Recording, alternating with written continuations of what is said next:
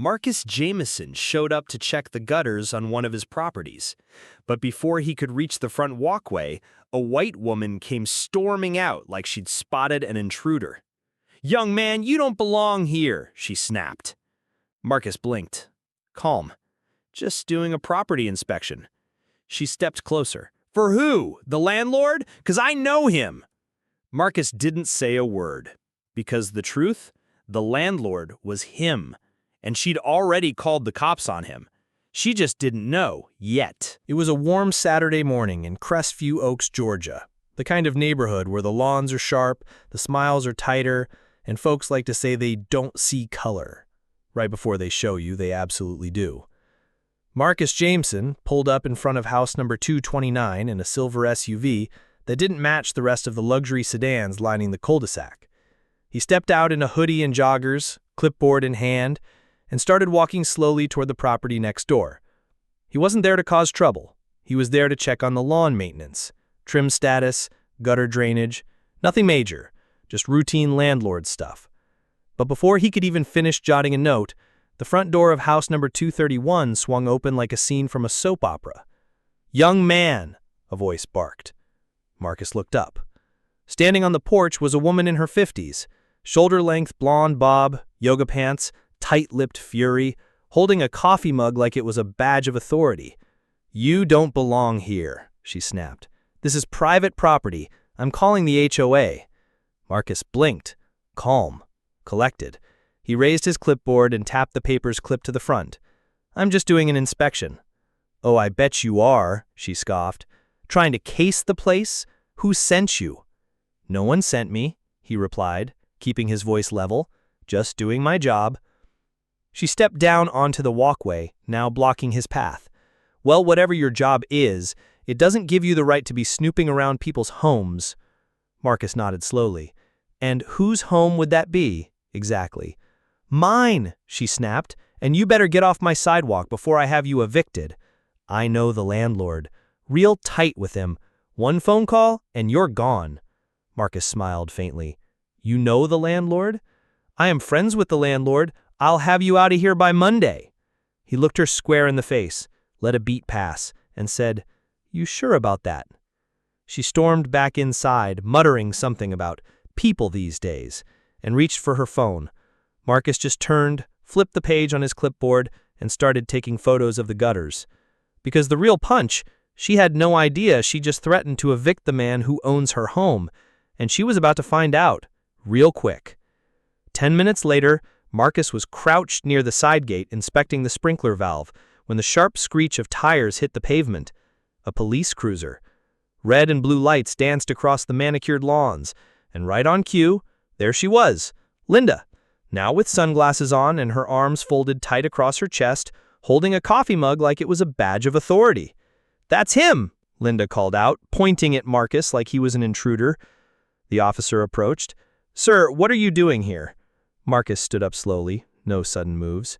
"Conducting a property inspection. This is part of my weekly rounds." "Do you live here?" "No." "Then you'll need to step away from the property while we sort this out."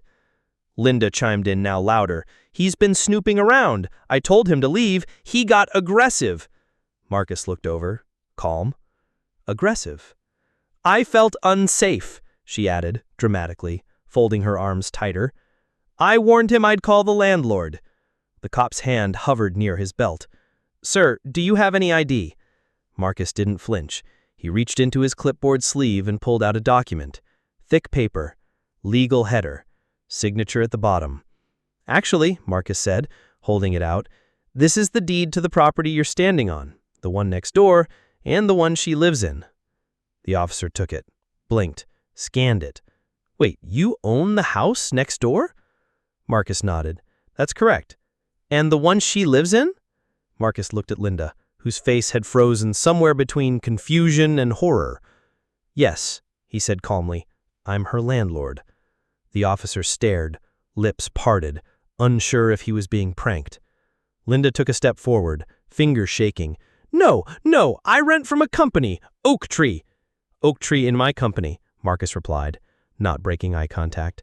"LLC is under my name." Linda's voice cracked. "There must be a mistake." "There's not," Marcus said, pulling out a second document.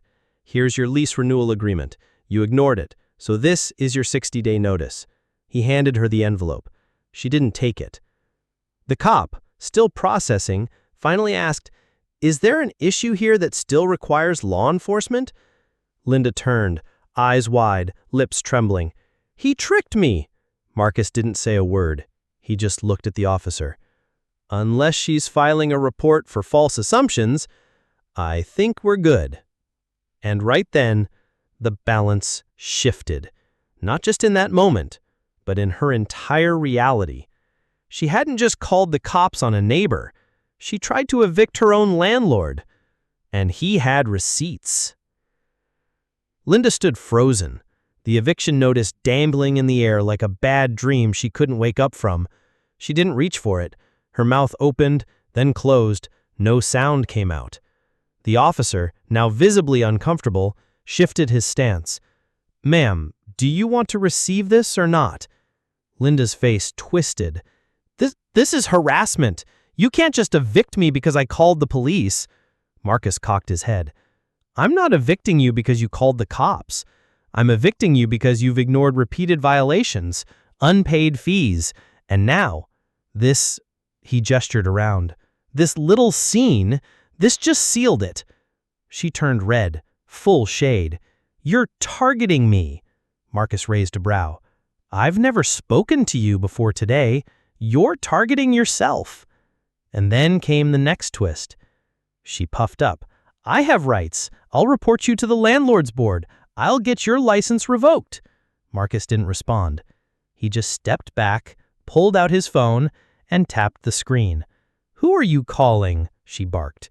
He put it on speaker. "Jameson Group," a crisp voice answered. "Hey, Tanya, can you patch me through to legal?" "Yes, Mr. Jameson." "One moment." Linda blinked. "Who was that?" "Tanya, my executive assistant. She handles all my tenants' paperwork. Like yours." The speaker clicked again. "This is Randall? Marcus, what's up?" "Hey, Randy. Tenant from Crestview Oaks is refusing her eviction notice. I'd like to initiate step 1. Randall didn't miss a beat. "Understood. I'll send the official breach of contract file to her certified address by 5 p.m. and loop in HOA counsel. Anything else?" Marcus glanced at Linda. "Nope, that's perfect." Linda looked like someone had dropped ice water down her spine. The officer turned slightly, muttering, "I think I'll let you all work this out." He backed away to his cruiser, face neutral, like he regretted ever showing up. Linda pointed a trembling finger at Marcus. "You can't do this to me. I've lived here for years." "And I've owned the house for 2, Marcus said flatly. "This ain't sudden, Linda. You just never noticed who was cutting you a break." He stepped closer, not threatening, just eye to eye. "You ever wonder why your late fees kept disappearing? Why you didn't get fined for the trash violations? That was me. I tried to give you grace. But today, you weaponized my skin. You used the system. You dialed up danger like it was your right." She opened her mouth. He raised a hand. "You don't need to say anything. Just start packing." Then he turned around and walked off, calm as sunrise, clipboard under one arm. And Linda, she stood there on her own porch, powerless, speechless, evicted by the very man she thought didn't belong. 3 weeks later, a for rent sign stood in Linda's front yard. Her blinds stayed closed now. No more waving at mailmen, no more patrolling the sidewalk with her arms crossed like she owned the block. No more power, just silence, boxes, and her pride shoved into taped cardboard.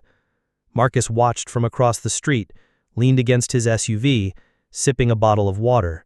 The same SUV she'd once called suspicious. A U-Haul pulled up. Linda's son, mid-30s, red-faced, sweating. Jumped out. He didn't make eye contact, just started loading. Then another car arrived. A Tesla. Sleek, black, quiet. A black family stepped out. Husband, wife, 2 kids in matching backpacks. They looked around, wide-eyed, smiling. Marcus crossed the street. "You must be the Williamsons," he said, holding out a hand. "Yes, sir," the reply came.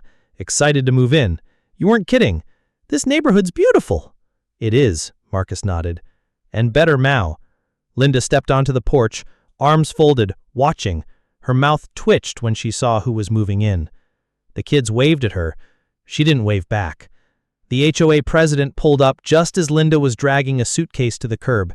"Marcus!" he called out with a grin. "Heard the news!" That was her third complaint in 6 months. Racial remarks, HOA violations. The board was already preparing sanctions. Marcus raised an eyebrow. "Guess I just sped up the process?" He handed the president an envelope. "What's this?" the man asked. "Offer letter. I'm buying the lot across from hers." "You're expanding?" Marcus smirked. "Let's call it, neighborhood reform."